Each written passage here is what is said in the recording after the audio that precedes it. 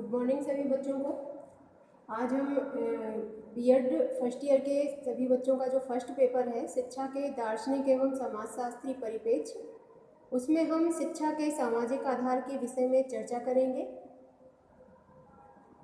शिक्षा के सामाजिक आधारों की बात करने से पहले हमें यह जानना अति आवश्यक है कि समाजशास्त्र क्या है, या समाजशास्त्र के अर्थ और डेफिनेशन की अगर हम बात करें तो समाजशास्त्र और विज्ञान मानव व्यवहार के कुछ पहलुओं पर अध्ययन केंद्रित करते हैं। इसके अतिरिक्त सामान्य ज्ञान अगर हम बात करें तो हमारे दैनिक जीवन के अध्ययन का ज्ञान है। सामान्य ज्ञान हमें विभिन्न परिस्थितियों से प्राप्त होता है, परंतु यह कभी कभी विश्वसनीय नहीं होता है, जबकि समाजशास्त्र समाज में रहने वाले लोगों तथा उनके व्यवहारों तथा विचारों का अध्ययन है। समाजशास्त्र का शाब्दिक अर्थ समाज का विज्ञान। इसकी रचना का श्रेय फ्रांस के महान दार्शनिक ऑगस्ट कॉम्टे को जाता है, इसलिए हम समाजशास्त्र का जनक भी मानते हैं ऑगस्ट कॉम्टे को। समाजशास्त्र से उनका अभिप्राय व्यक्ति व समाज के मध्य संबंधों के अध्ययन में वैज्ञानिक विधि का प्रयोग करने से है, और उन्होंने सन 1937 में एक नवीन शास्त्र की रचना की जिसे हम समाजशास्त्र के नाम से जानते हैं। कॉम्टे ने 1976 में हर्बर्ट स्पेंसर की पुस्तक समाजशास्त्र के सिद्धांत को प्रकाशित करने के बाद इस पुस्तक को समाजशास्त्र के रूप में मान्यता दी गई। समाजशास्त्र शब्द अंग्रेजी के सोशलॉजी का हिंदी रूपांतरण है। समाजशास्त्र को सामाजिक अंतर संबंधों का विज्ञान माना जाता है और यह समूह का अध्ययन कर मानव को प्रभावित करता है। इसी क्रम में यदि हम कुछ शिक्षाविदों की डेफिनेशन की ओर ध्यान दें तो हम इस शब्द के अर्थ को, समाजशास्त्र के अर्थ को और अच्छे से समझ सकेंगे। जैसे कि मैकाइवर एवं पेज के अनुसार समाजशास्त्र सामाजिक संबंधों के विषय में अध्ययन करता है। यह मानवीय संबंधों का एक संजाल है जिसे समाजशास्त्र कहा जाता है।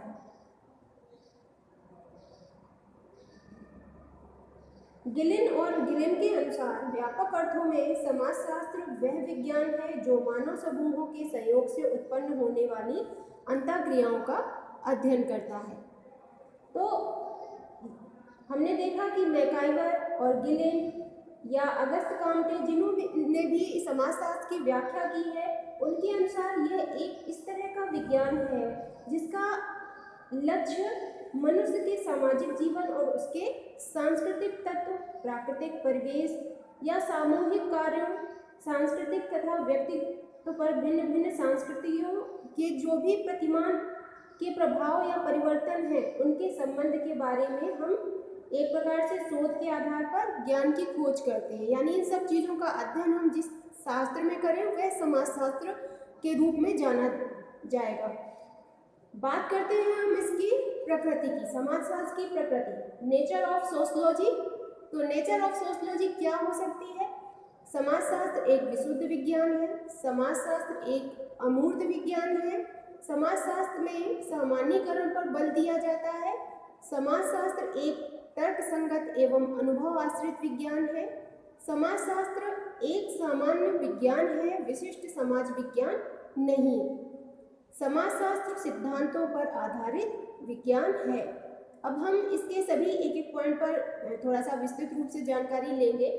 सबसे पहला आपका कि समाजशास्त्र एक विशुद्ध विज्ञान है। इसकी अगर हम बात करें तो हम देखते हैं कि समाजशास्त्र की जो प्रकृति है वह व्यवहारिक विज्ञान की ना होकर एक विशुद्ध विज्ञान की है। इसका तात्पर्य यह है कि समाजशास्त्र कार्य के तथ्यों को शुद्ध विश्लेषण करना है, यानी कि समाज में रहने वाले व्यक्तियों के द्वारा किए गए व्यवहारों का विश्लेषण करता है, और समाजशास्त्र का जो प्रमुख उद्देश्य है वो कहीं ना कहीं शुद्ध ज्ञान की प्राप्ति करना है। हम ज्ञान को समाज कल्याण की दृष्टि से प्राप्त नहीं करते हैं। हाँ, ये बात अलग है कि हम उस ज्ञान का समाज कल्याण करने में उपयोग कर सकते हैं और करते भी हैं। तो इस तरह से हमने देखा कि समाजशास्त्र जो है वो कहीं ना कहीं एक विशुद्ध विज्ञान का केंद्र है। समाजशास्त्र एक अमूर्त विज्ञान है। हम जानते हैं कि जो समाज है या सामाजिक संबंधों स्वयं में अमूर्त होते हैं, अतः उसके अध्ययन की विधि भी अमूर्त सिद्धांत पर आधारित होगी, क्योंकि समाज में रहने वाले व्यक्ति एक दूसरे से संबंध स्थापित करते हैं व्यवहारिक रूप से, और वह संबंध कहीं ना कहीं अमूर्त स्वरूप में हमारे समक्ष होते हैं। तो समाजशास्त्र भी एक तरह से अमूर्त विज्ञान पर ही आधारित सिद्धांत पर आधारित होगा। अन्य शब्दों में अगर आप देखें तो प्रतिदिन घटित होने वाली घटनाओं के मूल में जो प्रक्रियाएं कार्य करती हैं, उन्हीं पर समाजशास्त्र भी अपना अध्ययन केंद्रित करता है। जो भी घटनाएं मूर्त रूप में अध्ययन करते हैं, किंतु समाजशास्त्रीय तथ्यों का विश्लेषण करते समय हम समाजशास्त्र अमूर्त सामाजिक घटनाओं में रुचि लेता है। तो इस प्रकार से आप कह सकते हैं कि समाजशास्त्र एक अमूर्त विज्ञान है। समाजशास्त्र में सामान्यीकरण पर बल दिया जा सकता है। इसकी बात करें तो समाजशास्त्र में किसी घटना के विशिष्टीकरण या विस्तृत विवरण पर जोर न देकर उस घटना के सामान्यीकरण पर जोर देता है। समाजशास्त्र की रुचि विशिष्ट घटनाओं या व्यक्तियों में नहीं होती है। समाजशास्त्र में घटना का अध्ययन उस घटना की समग्रता को केंद्र बिंदु मानकर किया जाता है। तो इस तरह से हम कह सकते हैं कि समाजशास्त्र में सामान्यीकरण पर बल दिया जाता है, न कि उसके विशिष्टीकरण या विस्तृत विवरण पर जोर दिया जाता है। बात करते हैं हम, समाजशास्त्र एक तर्कसंगत एवं अनुभव आश्रित विज्ञान है। तो इसमें हम देखते हैं कि समाजशास्त्र एक तर्कसंगत और अनुभव आश्रित विज्ञान के रूप में हमारे समक्ष इसकी प्रकृति प्रस्तुत होती है, क्योंकि समाजशास्त्र की खोज एवं विवेचना ठोस तथ्यों पर आधारित होती है। ये वह तत्व होते हैं जिनका निर्माण मात्र कल्पना एवं अनुभवों पर नहीं किया जाता। इन तत्वों का विश्लेषण तर्कपूर्ण ढंग से किया जाता है, तो इन तत्वों की सत्यता की जांच भी होती है।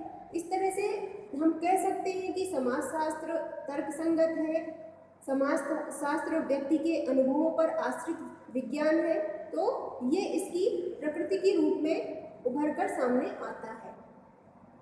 समाजशास्त्र एक सामान्य विज्ञान है, विशिष्ट समाज नहीं।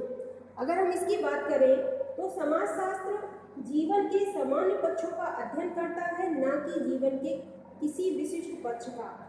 इसी कारण P.A. सोरोकिन ने समाजशास्त्र को N+1 विज्ञान कहा है। समाजशास्त्र का विज्ञान वह विज्ञान है जो विशिष्ट विज्ञानों के अंतर्गत आने वाले सामान्य तथ्यों का अध्ययन करता है।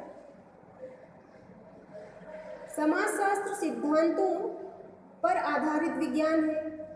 यह कैसे संभव है कि समाजशास्त्र जो है हमारे जीवन के प्रत्येक पक्ष को एक सैद्धांतिक आधार प्रदान करता है।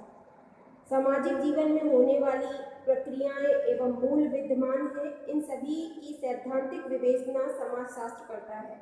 समाजशास्त्र के अंतर्गत पुराने सिद्धांतों को नवीन परिवेश में एवं तथ्यों की जांच एवं उनमें हेरफेर भी कर सकता है।